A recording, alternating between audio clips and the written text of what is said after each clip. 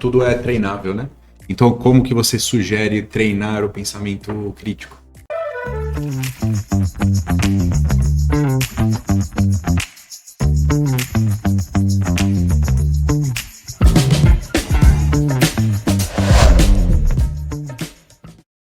Bem-vindo, bem-vindas ao Muito Além dos Dentes. Esse é o podcast que vai muito além da odontologia para trazer para vocês conteúdos e informações sobre áreas relevantes e que podem fazer o cirurgião dentista se comunicar melhor, aprender melhor, enxergar o mundo de uma forma diferente.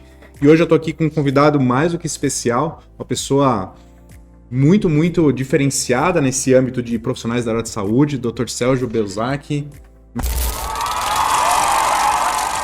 Muito bem-vindo, obrigado por estar aqui, Sérgio, com a gente. Sérgio é cirurgião vascular, doutor, pós-doutor nessa área pela USP, tem um vasto currículo acadêmico impecável, mas mais do que isso, o Sérgio entendeu que a carreira médica precisava ir muito além da parte técnica.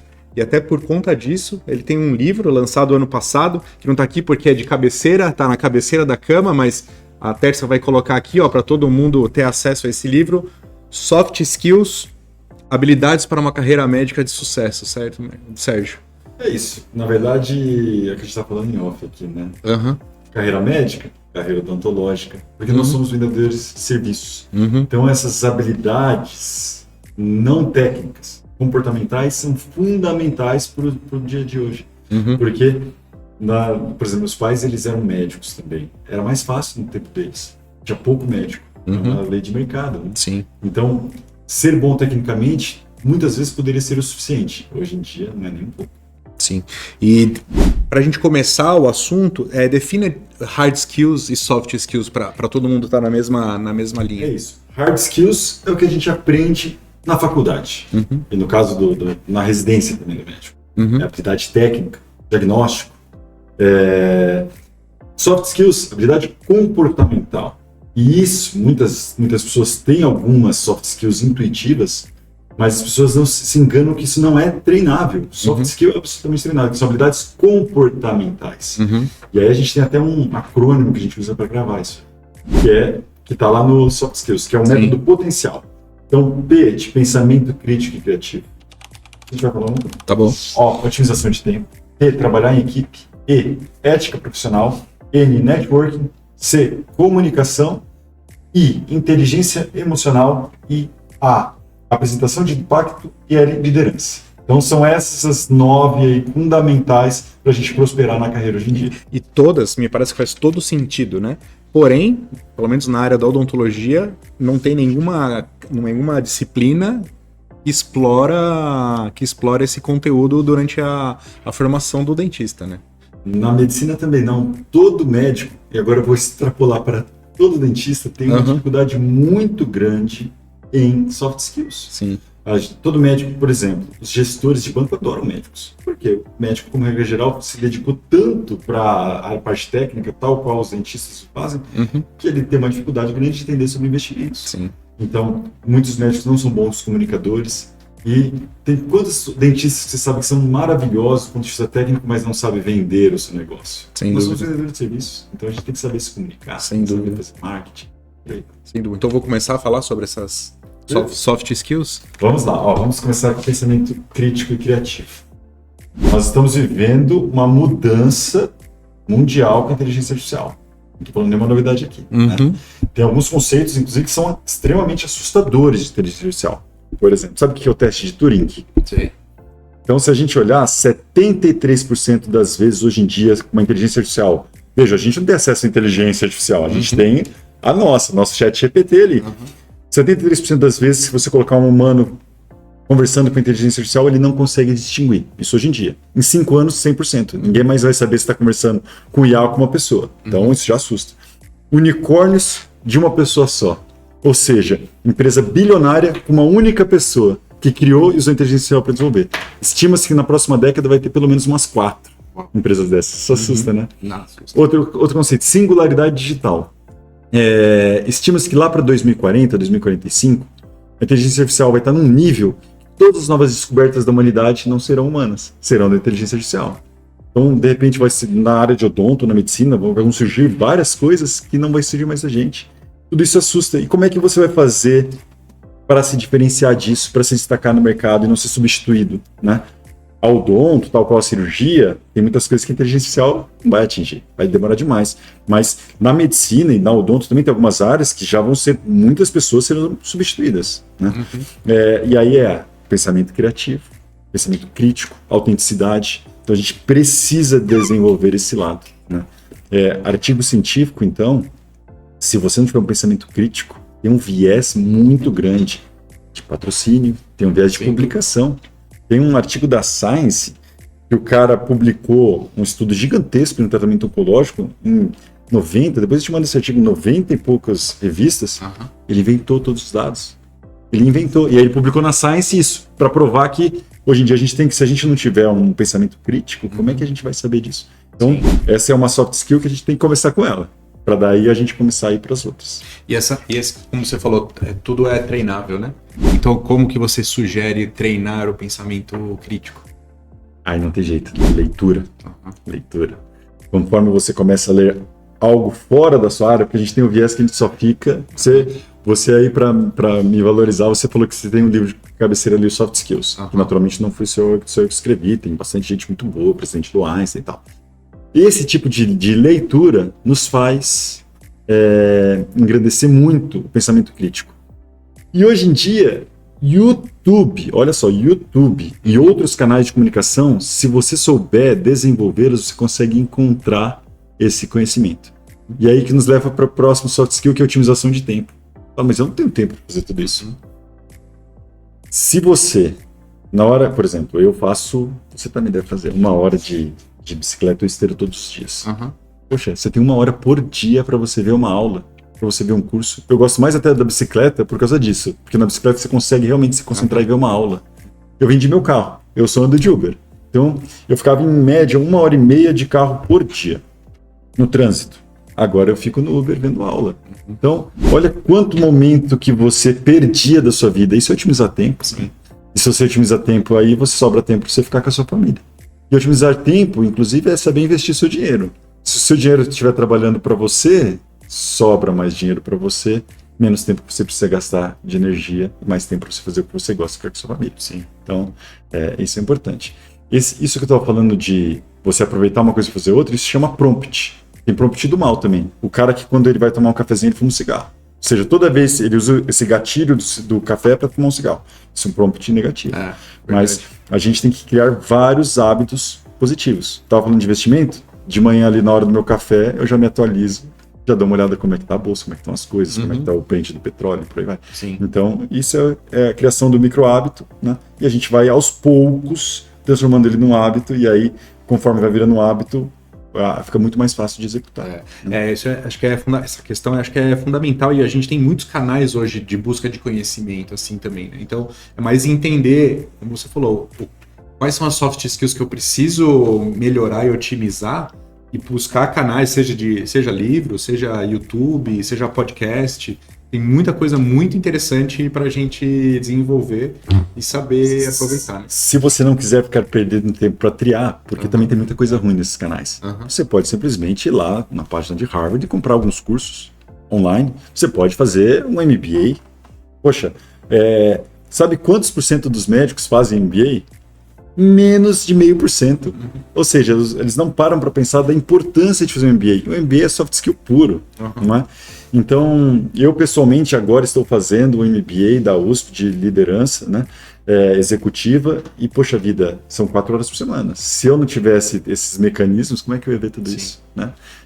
Então, é muito importante, e se você procurar, tem coisas legais, não precisa também ficar, como eu falei, no YouTube. Mas no próprio YouTube, se você não quer gastar dinheiro, dá para achar. Mas acho que é bem isso mesmo, da gente entender o quão valioso é o nosso tempo. Tem uma organização, né, que acho que a organização é fundamental nesse aspecto, assim, e eu não posso dizer que não faz muito tempo, faz relativamente pouco tempo que talvez uns 4 anos ou 5 anos, que eu realmente entendi a necessidade da minha organização de gerenciamento do meu tempo. E então eu chego cedo no consultório, das 7 às 8, que não tem atendimento, mas das 7 às 8 é um momento muito produtivo meu para o meu desenvolvimento pessoal. Todos os dias à noite, a hora que a casa está mais calma e mais silenciosa, das 9 às 11 da noite, geralmente, é um momento que eu estou fazendo também desenvolvimento meu pessoal, seja lendo, seja num podcast, seja num curso. Isso está fazendo toda a diferença em como eu estou enxergando o mundo, assim, né? Abrindo... A gente sempre vale a pena se espelhar com grandes players, né? Grandes exemplos. Eu vou pegar alguns exemplos de otimização de tempo. Existe uma estratégia chamada time blocking. Você já define, antes de começar o dia, o quanto você vai gastar de tempo para cada coisa. Elon Musk faz time blocking. Batching, você agrupar as funções tudo ao mesmo tempo, né? Naturalmente, hoje imagino mais que você fica pagando conta, você deve delegar, mas que, aliás, otimizar tempo é saber delegar. Sem dúvida. Né? A gente pode falar isso daqui a pouquinho, mas na hora que você concentra todas as funções ao mesmo tempo, por exemplo, banco, se você tiver que toda hora entrar no banco para fazer as coisas, não, todas as coisas de banco faz. Então, na hora que você agrupa, você começa a poupar tempo. Reuniões, então, é uma coisa que, se tem uma coisa que você perde tempo é com reunião. E elas são fundamentais, né? O médico ou o dentista que não faz uma reunião mensal de gestão da sua clínica para achar os gargalos da operação, mas se a reunião está 3 horas, também tem alguma coisa errada. Uma boa reunião, ela vai durar meia hora. E geralmente são com poucas pessoas. Se você está fazendo uma reunião muito longa com muita gente, tem uma falha de gestão de reunião. As pessoas tinham que se reunir separado para juntar para você. Né? Quer ver outras estratégias de gestão de tempo que eu gosto? A regra dos 2 minutos. Sabe o que é a regra dos 2 minutos? Não. Então a gente está se reunindo aqui, aí tem alguma função que precisa fazer. Leva menos de 2 minutos para fazer. A regra diz que você tem que fazer na hora. Se dá menos de 2 minutos, já resolve. Porque senão você começa a acumular uma sequência de coisas, boa parte delas você deixa de fazer. E você já consegue... É isso, né? Tem a tal da lei de Parkinson, que é o seguinte. O Parkinson, ele percebeu que é o seguinte, numa indústria. Quando você define um tempo para realizar alguma coisa, a tendência é o seu gasto energético você esticar ele para terminar naquele tempo. O estudante, então, ele gasta toda a energia no final, né? Para a prova no dia seguinte. Mas, então, na hora que você coloca um prazo lá para frente... você gasta bastante energia no começo e você diminui isso. E aí tem alguns mecanismos para você quebrar a lei de Parkinson. Primeiro é a tal da procrastinação que todo mundo faz, mas a gente tem os nossos drenos de tempo, que um deles é a mídia social. E a mídia social, ela te sequestra. Então, você limitar o tempo de mídia social é algo obrigatório hoje em dia, né? E fazer aquilo que você falou, batching, é isso? Batching. Rede social e e-mails também, de maneira geral, eu tenho o período que eu entro e respondo todos os e-mails.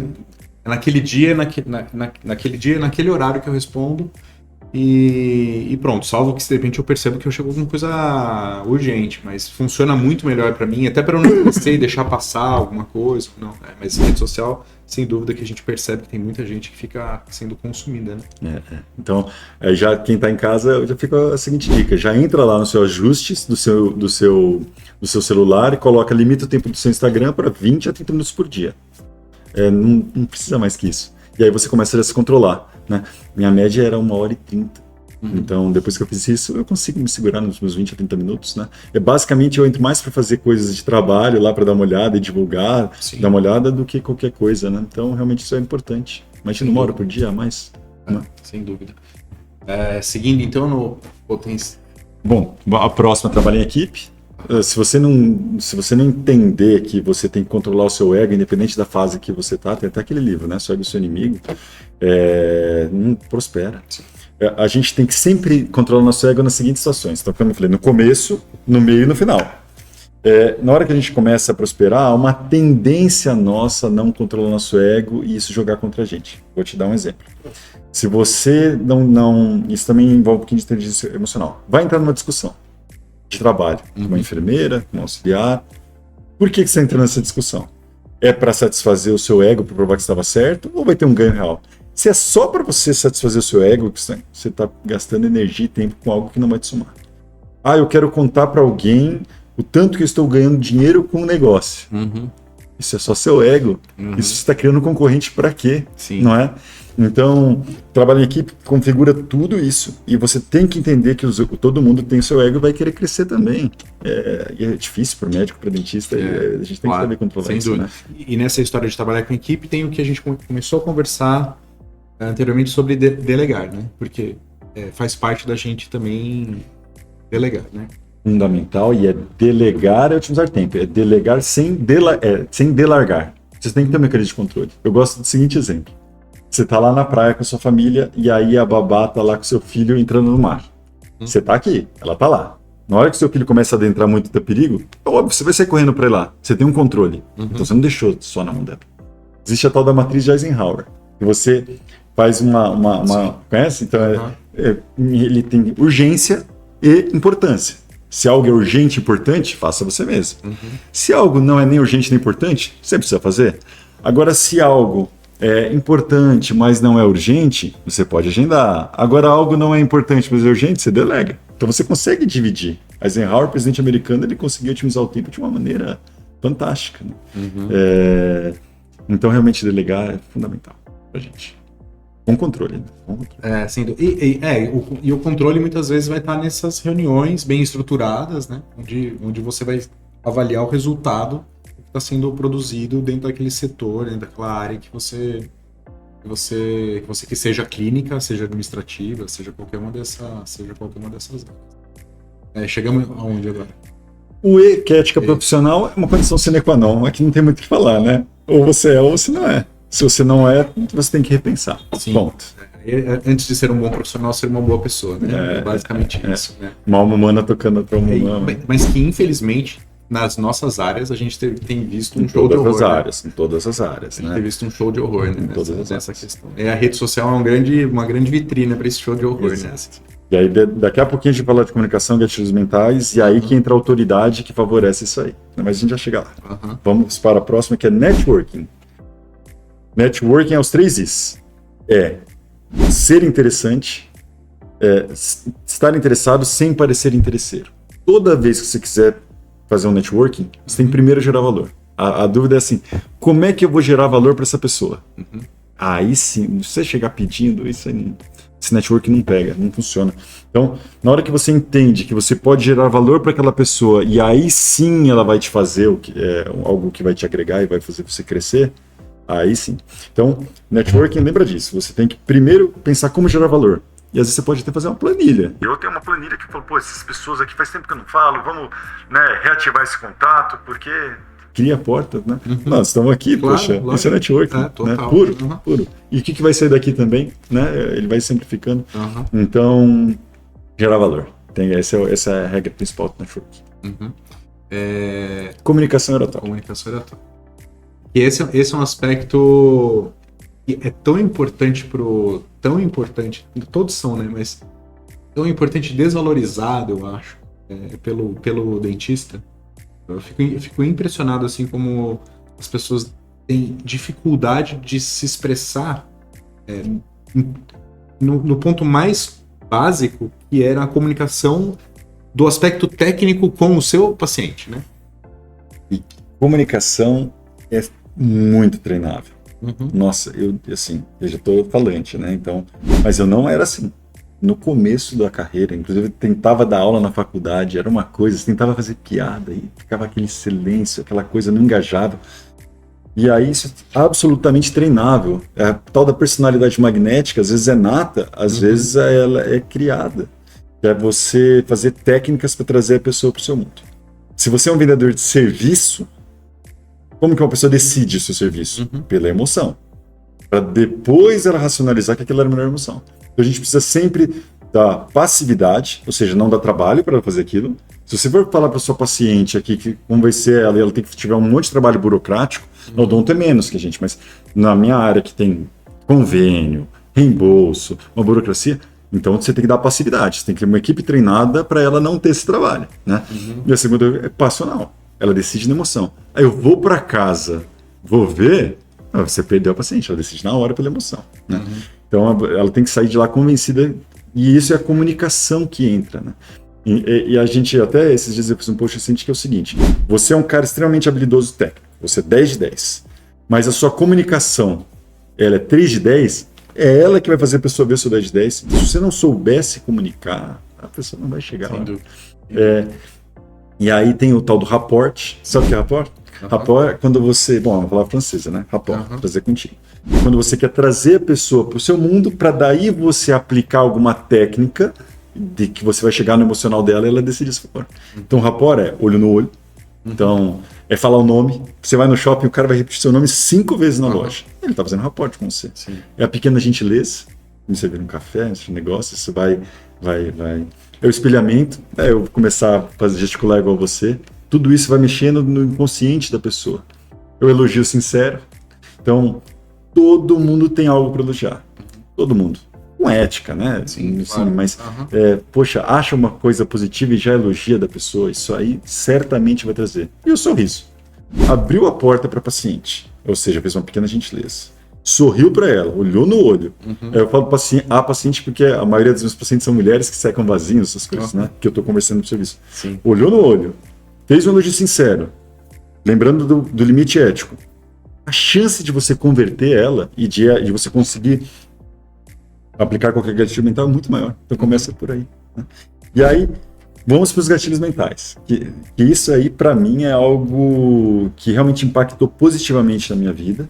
E eu percebi que eu já fazia muitos deles sem saber. Né? E aí, toda vez que alguém está aplicando gatilho mental em mim, eu já falo, tô te entendendo. Quando você está lá, vamos começar de um bem usual. Você está lá no mercado e tem... Atenção, tem 3 peças de carne por R$130 pelos próximos 10 minutos. Gatilho de escassez e urgência. A tendência de converter venda é muito maior. Se ligar no seu consultório de dentista. Eu preciso tratar meu dente aqui, eu tenho um problema. E a secretária falar, quando você quer? Tem vaga tarde e tudo livre. Poxa vida. Ela não foi adequadamente treinada. Ela fala, não, peraí, eu vou ver. Né? Mostra, a agenda está muito cheia. Você já está criando um gatilho de escassez que vai certamente favorecer ela converter esse paciente e agendar com você. Gatilho de autoridade. Naturalmente você já é uma autoridade, tem que inventar o estúdio, né? Mas para quem está começando, coloca os diplomas atrás. Tem um monte de diploma bom, coloca o diploma lá. Eu que tenho os meus livros, já tá meus livros todos lá. Sim. Eu vou criando autoridade para com o paciente. Quer trabalhar só com canal? Começa a divulgar no seu Instagram muito sobre canal para você virar uma autoridade sobre canal. Isso é um gatilho mental importante. Né? Eu tenho um gatilho que eu até pensei que ia te contar, porque eu sei que você gosta de vinho, que para mim, é um dos principais, que é o storytelling. Storytelling move o mundo, né? E devia se chamar story selling, né, dizem, porque realmente na hora que você encanta com uma história, a venda sai, né? E aí eu vou dar um exemplo da minha esposa, que você conhece, inclusive. Ela é endoscopista, e aí foram levar todos os endoscopistas para uma degustação gratuita, chama-se gratuita de vinhos, num lugar. E aí tinha lá, sei lá, 20 endoscopistas, alguns anestesistas, e aí foram contar a história do Riedel. Sabe a taça Riedel? Sei. Sabe a história dela? Não sei. Então é interessante. Então o Riedel, ele produzia lustres de cristal. Um belo dia ele estava numa festa, e aí serviram para ele o vinho, ele falou, esse vinho tá bom. Depois serviu outro vinho e falou, nossa, como esse vinho é melhor que o outro. E daí ele foi ver, era o mesmo vinho. E aí ele viu que a diferença estava que o primeiro era um copo normal e o segundo tinha um copo fazendo assim. E aí Riedel entendeu que na hora que ele consegue, de acordo com a bebida, fazer o buquê, conter o buquê e tal, aí ele, moral da história, começou a produzir taças de cristal, que praticamente é o mais vendido no mundo, é a taça Riedel. Moral da história, minha esposa voltou para casa com uma dúzia de taça Riedel lá na minha casa. Storytelling puro. Converteu ela. Né? Então, para o paciente, na hora que você pega um exemplo, às vezes você até já vou emendar com outro gatilho mental, a identificação. Na hora que você conta uma história, inclusive pessoal, e ele se identifica com você, olha como converte, né? Na minha área tem um exemplo muito claro, né? A cirurgia que eu mais gosto de fazer é aneurisma de aorta, né? Algo que eu gosto muito. E Einstein morreu de aneurisma de aorta. E eu conto para o paciente, poxa, o Einstein viveu numa época que não tinha o que eu tenho hoje, que eu furinho na virilha, eu trato aneurisma de aorta, embrulharam a aorta do Einstein com celofane, não deu outra, ele morreu disso. Isso é storytelling. Fala, poxa vida, que bom que eu tô aqui hoje, que bom que o doutor vai me tratar, e você converte. É uma história, né? Então isso é importante. E como você treinou isso? Como que você desenvolveu isso em você? Assim? Então, eu cheguei a fazer curso de comunicação oratória. Então, e foi maravilhoso. Isso abriu minha mente mesmo. Porque nesses cursos eles te colocam numa situação que te obriga a conversar e te obriga a prestar atenção em algumas coisas, né? Depois a gente escuta aqui para ver se eu fiz, mas, por exemplo, pensamento barulhento. O cara tá na palestra e fica... Isso é pensamento barulhento, isso aí vai afastando as pessoas, né? Então essa é uma preocupação que eu aprendi no curso, que dali para frente fico olhando os outros fazendo pensamento barulhento e tentei parar. E você se atenta também, né? Você você tem. Não ficar repetindo sempre as mesmas conjunções. São coisas que você... A velocidade, se eu falar algo devagar e depois voltar a falar rápido, aquilo que eu falei devagar, a pessoa vai gravar aquilo. Então, você está dando uma aula, você já fala devagar, depois você volta para a velocidade normal, ou você aumenta o tom, diminui o tom. São coisas que você... Sim, tem pessoas que têm isso que eu falei, nato, mas você treina isso. Então, numa aula de comunicação oratória, a gente tem até um MBA que tem 60 horas de comunicação oratória, professor Nador Marques e tal, mas... É só para médicos? Esse é só para médico. Talvez um dia, né? Vamos lá, né? A gente pode, se Deus quiser, expandir, mas se ensina tudo isso. Imagina 60 horas de comunicação oratória, você sai de lá falando extremamente bem em público, mesmo se você tem dificuldade. Então tem que treinar, né? Eu acho que a moral da história é isso. Soft skills são habilidades treináveis. É isso. Mais uma comunicação, um gatilho mental, que eu gosto. O da identificação que eu estava falando. O gatilho da identificação ele ajuda muito numa coisa chamada paradoxo da escolha. Sabe o que é o paradoxo da escolha? O paradoxo da escolha, você deve passar por isso direto, ela também. Tá à noite vendo lá, vamos ver um filme na Netflix. Tem 38 mil opções boas. Você fica lá, você fica lá, você fica lá, quando você olha, sua esposa já está dormindo. Isso é o paradoxo da escolha. Muita opção, a pessoa se perde. Então você tem que ser keep it as simple as possible. Então, se você tem várias opções de tratamento de um dente para o paciente, você dá as 5 opções, a cabeça do paciente você não consegue converter. E aí, qual que é a ideia do gatilho da identificação? Se você fosse meu irmão, eu faria esse tipo aqui, e eu posso te oferecer isso. Você já decidiu para ele, usando o gatilho da identificação. E aí, lembrando da parte que eu falei de ser algo passivo, já vai lá para sua assistente, que já de forma passiva já vai organizar, já vai agendar, já está decidido. Então, mais uma aplicação aí do gatilho mental. Sim. É isso. Passamos da comunicação para... Agora para inteligência emocional. Nossa, isso aí é algo obrigatório que a gente não se preocupa, né? Existe uma revista científica chamada Inteligência. Então, lá tem artigo científico extremamente sério, né? O QI dos grandes players é grande, é alto. Mas se você olhar teste de QI, inclusive a média do brasileiro é muito baixa, tem caído nos últimos 15 anos. Se olhar esse gráfico, é assustador, incrível, né? É incrível. Mas tem pessoas extremamente bem prósperas e que não têm um QI tão alto. E a gente tem 9 tipos de inteligência, né? Isso é bem explicado e tal. Mas a inteligência emocional, ela impacta muito. Por quê? Uma pessoa ela é contratada geralmente pelo QI, que são, né, raciocínio lógico, uma entrevista. E ela é demitida por quê? Geralmente por falta de QI, coeficiente de inteligência emocional. Porque perdeu o controle em alguma coisa, né? Então, tem um estudo que eles fizeram o seguinte, eles pegaram as pessoas, naturalmente foram ver nota dos alunos, quem tinha o QI maior tinha nota melhor. Ok. Mas eles fizeram o seguinte, eles pegaram as pessoas com o mesmo QI e aplicaram o teste de QI. E eles viram que as pessoas tinham QI maior, mesmo com o mesmo QI, tinham nota maior. Ou seja, por quê? Porque ficava nervoso para fazer a prova, porque deu branco ali na hora, porque não soube lidar numa situação de estresse. E a gente, o dia inteiro, veja, eu cuido de vários hospitais, entra naquela história do ego. Eu vou discutir com uma enfermeira que vai me ajudar depois para satisfazer o meu ego. Isso é falta de inteligência emocional. A gente não controla o que a gente sente, mas a gente controla o que a gente faz com o que a gente sente. Então tem que ter esse controle emocional para lidar com as pessoas. Sem dúvida. Isso também é treinável. Isso também é muito treinável, muito treinável.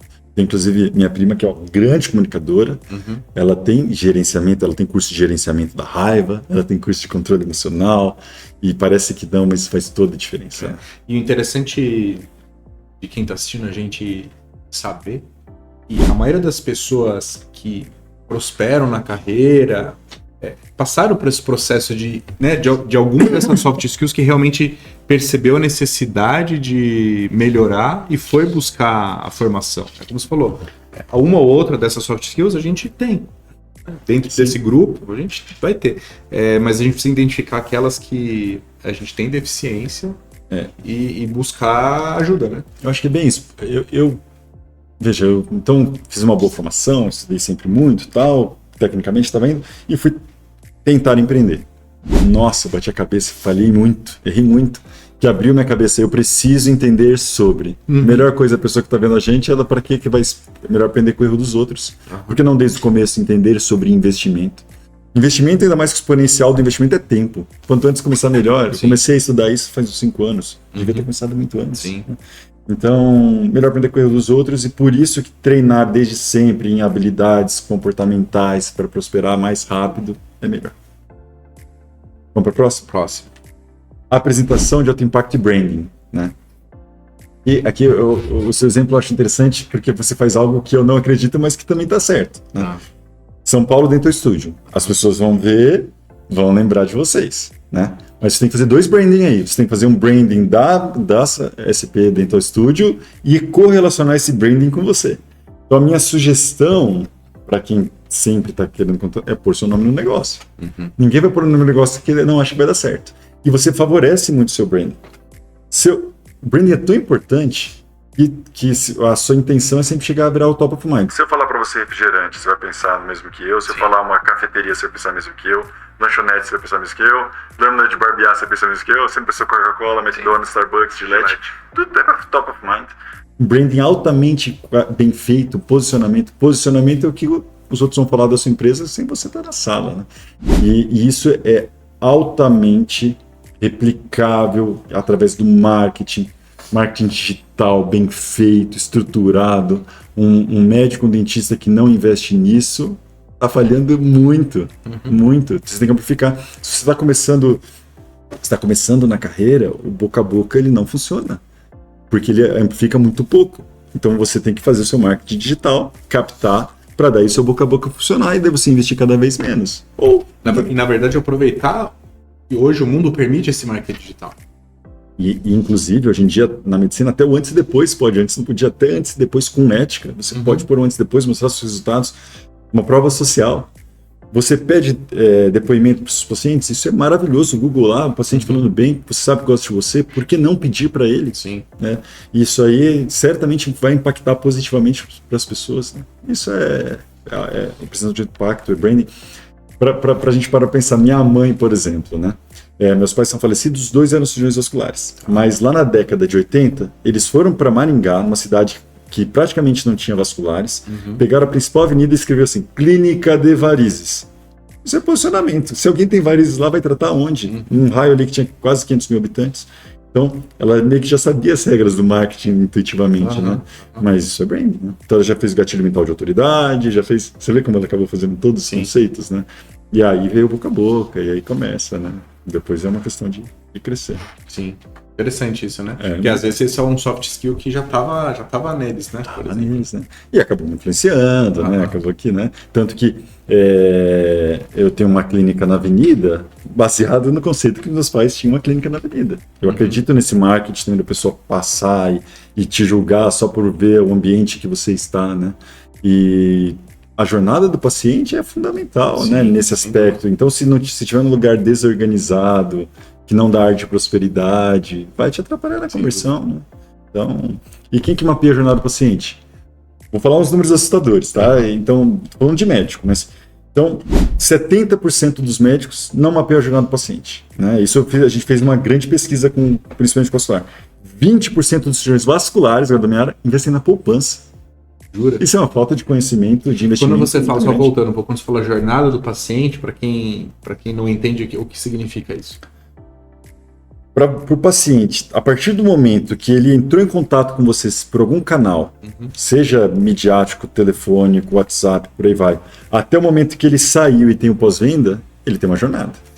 E você mapear todos esses passos, você aumenta a experiência dele, não necessariamente gastando o seu tempo. Vou te dar um exemplo. Ao entrar na minha clínica, todo paciente já sentado na sala de espera está vendo vídeo meu de participação em programa de televisão. Já estou criando autoridade com ele lá fora, e ele já está vendo sobre doenças vasculares que às vezes ele nem sabe que ele precisava que eu tratava. Então eu já estou fazendo marketing. Aí, certamente tem alguém com o gatilho da reciprocidade, da gentileza, dando café e água, tal. O paciente lá passou comigo, certamente, né, eu tento fazer todas essas estratégias. Daí ele vai para uma sala de uma assistente minha que conversa com a parte burocrática tal. Ele vai fazer um procedimento comigo, ele recebe um WhatsApp antes com um vídeo comigo falando muito obrigado por fazer e tal. Ao mandar um vídeo desse, com as orientações, ele vai receber por escrito e com vídeo. Automaticamente o paciente pensa, olha que organização, ele deve fazer isso muito. Já estou criando uma autoridade. E estou aumentando a jornada dele. Né? Mais tempo comigo, que eu gravei uma vez esse vídeo com uma boa qualidade. Claro. Fez o procedimento, no pós ele recebe o vídeo. Nossa, muito obrigado, você está no seu pós-operatório, lembra de não tomar sol por 4 meses, lembra de fazer isso, lembra de... E aí, na sequência, depois meu funcionário vai mandar uma mensagem para ele. Isso tudo é jornada. Isso tudo é jornada e, como eu falei, boa parte disso aí é um encaminhamento de um WhatsApp. Sim, Olha que interessante, claro. né? Então, e essa alimentação desse sistema, por exemplo, tem muitos pacientes meus que têm meu telefone, muitos. Tem grupo de WhatsApp com grandes cirurgias. Esse paciente, se ele tem uma complicação potencialmente cirúrgica, ele já manda uma mensagem, a gente já pega no grupo, já puxa ele para o hospital. Ou seja, eu consigo, inclusive, captando pacientes com necessidade, porque eu dei meu telefone. Isso tudo faz parte da jornada. Sim. Então, precisa fazer jornada. Nessa mesma pesquisa, marketing. 70% dos vasculares já investiram em marketing, sendo que 60% deles desaprovaram, porque não vale a pena. Ou seja, não tem, quer ver, taxa de no-show. A boa parte dos vasculares não sabe a taxa de no-show deles. Quantos pacientes que não confirmam e não vai. Olha quantas coisinhas que a gente pode... Aí você falou de investimento, né? Do médico investir em poupança, né? Isso é muito assustador, né? Muito. A gente precisa entender, como eu falei, né, da parte do tempo, e que se você... As pessoas não sabem a diferença entre um consultor e um assessor. Então, existe no Brasil uma legislação que tende a cair, em que uma pessoa que está te vendendo, ela ganha uma comissão, um spread do que ela está te passando. E aí um consultor, ele não tira esse spread. Ele já te dá uma proposta formal, ele não vai te indicar o que é melhor para ele, que é o grande problema. Então, como eu falei, o médico, provavelmente o dentista também são alvos fáceis dessa história. Então, você tem um bom planejamento de carteira diversificada, você tem que ter um mínimo conhecimento para você contratar um serviço.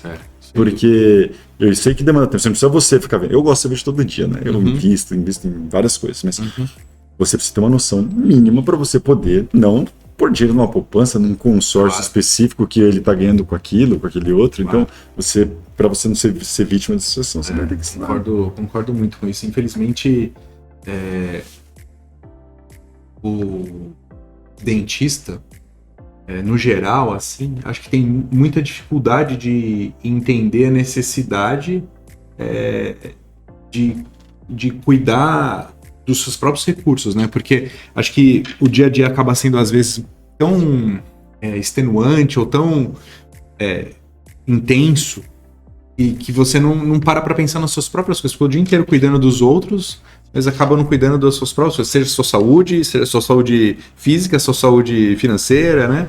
Então, acho que eu vejo muito isso na área da odontologia, imagino que na medicina é a mesma coisa, porque muitas vezes é uma carreira ainda mais intensa, né, em termos de hospital e tudo, mas que realmente a demanda pelo cuidar do próximo faz com que a gente esqueça da gente mesmo. Né?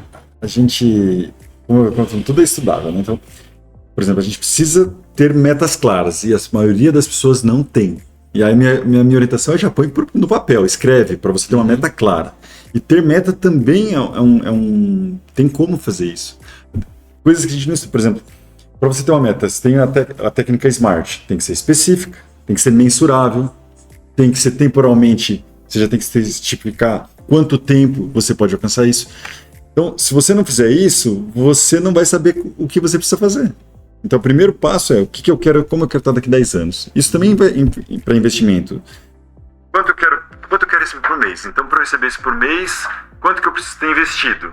Poxa, isso dá para fazer. Tudo bem que já uma vez, quando eu converso com os mais velhos, não, mas a época Collor, roubou, pegou. Tudo bem, né? Existe o cisne negro para qualquer coisa, uma coisa que é imprevisível, mas você sabe quanto você precisa ter para você ter aquilo por mês? Você já sabe quanto você precisa guardar para ter aquilo lá. Não é uma coisa. E tem a regra do dinheiro infinito. Você tem que descontar a inflação. Mas dá para ter dinheiro infinito. Se eu descontei a inflação todo mês, o que restou eu usar, o dinheiro ele vai se perpetuar. Você pode passar para frente, inclusive. Né? Eu parto do princípio, se eu herdei alguma coisa, eu vou passar para frente mais do que eu recebi. E tá tudo bem, estamos crescendo na vida. Sim, né? Com certeza. Então, isso é importante. Outro conceito que eu gosto. Que é estudável, que você sabe, felicidade é algo plena. Minha prima, inclusive, ela estuda muito isso. Felicidade é estudável. Porque senão, como é que você explica uma pessoa que tem um núcleo familiar bom, uma rede de apoio, é extremamente rica, tem saúde e é infeliz? Tá faltando o que tá faltando aí? Faltando propósito, engajamento. Então, se uma pessoa não tiver objetivos, não tiver propósito ou engajamento, também não adianta. Interessante. Então, por isso você tem que meio que entender tudo que você precisa para gerar essa felicidade. Exato. Ninguém é feliz o tempo todo, mas dá pra gente trabalhar em cima disso, né? Isso é um conceito muito, muito interessante. Realmente, entender quais são os elementos que formam isso, né? E aonde está faltando, ou que está mais fraco na sua vida, e você caminhar. A gente não para pensar, né? Então, até para você ser feliz, você tem que parar para pensar, refletir, estudar sobre, né? Acha lá, tem curso de Harvard de felicidade. Então, para você ver como aquilo que eu tô falando mais cedo, poxa, faz um curso de felicidade, até para se entender. Sim. Autoconhecimento, entender o que você quer, o quanto você quer. Saber o quanto você quer é importante, porque daí define o quanto você está disposto a se sacrificar para aquilo. Querer ter uma Ferrari, muita gente quer, mas o quanto você tem que sacrificar para aquilo. Então, você tem que entender o que e o quanto. Né? Felicidade. Aí, por último, agora, a liderança. Que é o L do potencial, a gente tem que terminar com ela aqui. É aquilo que eu falei. Eu trabalhar em equipe é uma coisa, mas liderança é inspirar, é criar propósito. Então, mas você acha que todo mundo nasceu com esse perfil de liderança? Não, tem gente que nem quer, inclusive. E não tem problema algum nisso. Por isso que eu falei que você tem que saber o que você quer. Só que, naturalmente, o líder ele assume maiores responsabilidades, que tem um custo muito grande, mas que vai fazer ele prosperar mais que os outros. Dificilmente um líder não vai estar prosperando mais do que o restante. Mas é porque, como ele é o exemplo, ele é isso, é um ciclo, né? Então ele está muito próximo, dá o exemplo, lidera mais pessoas. E aí, ciclo virtuoso, né? Ciclo virtuoso. E é muito bacana, né? Na verdade, esse ciclo virtuoso, né? De você inspirar e ser inspirado, inspirar e ser inspirado.